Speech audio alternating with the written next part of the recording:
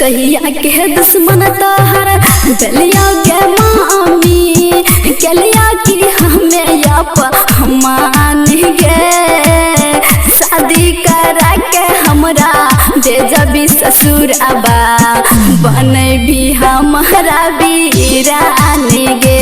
हाँ शादी करा के हमरा दे जबी ससुर आबा बने भी हमारा वीरानी गे। कहियो के दुश्मन नहीं चाही गए बेटी कलहे नहीं कोनो अपमानी गे। ईश्वर के लिखल बेटी माने कहनामा सब कोई जैसे ससुराली गे।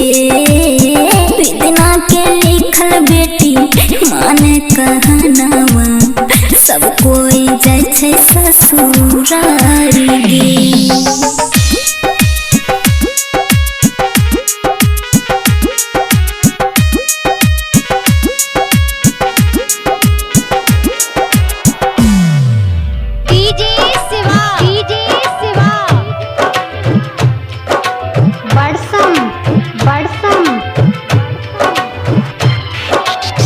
केकरा पहजरिया लागे बैठबा गे मामी केकरा से कहबै दिल के बात गे। लहरा में छुटलै सब संग सहेलिया धरै बिजोगिया के हाथ गे। हाँ लहरा में छुटलै सब संग सहेलिया धरै बिजोगिया के हाथ गे। हमरा से सुंदर बेटी होय तो गई सासू जय भेजे तो ससुरारी गे। सासू पजरिया लगी बैठी है गई बेटी कतनों से कही है दिल की बाती गे। सासू पजरिया लगी बैठी है गई बेटी कतनों से करी है दिल के बात गे।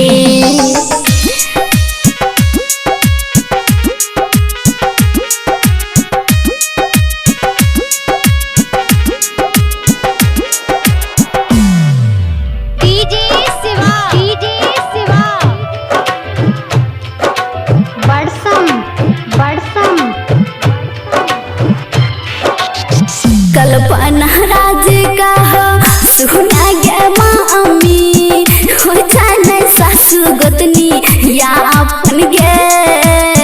मन सजदी है मम्मी हमारो यशीश आबा जाइयो हमें ससुरार गे। हाँ मन सजदी है मम्मी हमारो यशीश आबा जाइयो हमें ससुरार गे।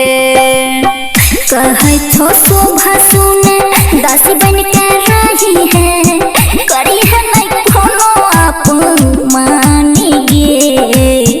भाई बाप के लाज बेटी निक से गई रखी है देखियो मन से आशीष गे।